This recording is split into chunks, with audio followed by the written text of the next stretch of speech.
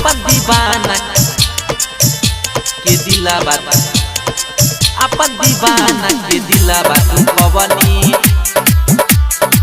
Singing by Guddu star. शादी के काटे तोई हमरा भेजे बवनी अपन दीवाना के दिलावा तू खवनी।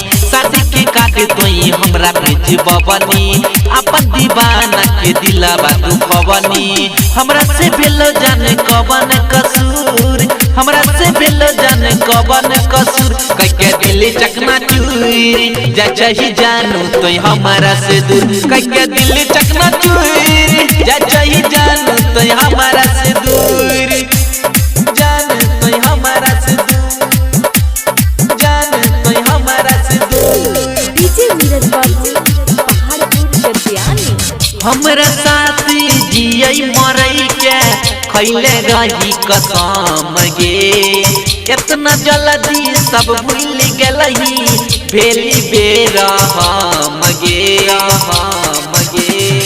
हमरा साथी जियई मरई के खैले रही कसम गे इतना जल्दी सब भूल गलही भेली बेरहम गे।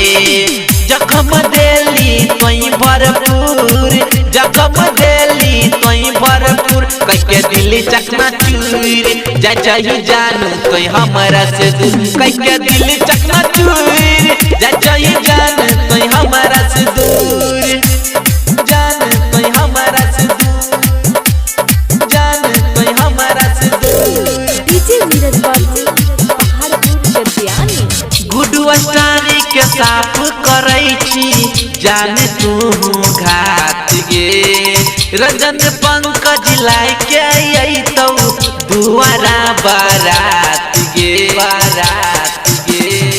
गुड्डू स्टार के साथ करई छी जाने तू घात गे रंजन पंकज लाई के आई तो दुआरा बारात गे।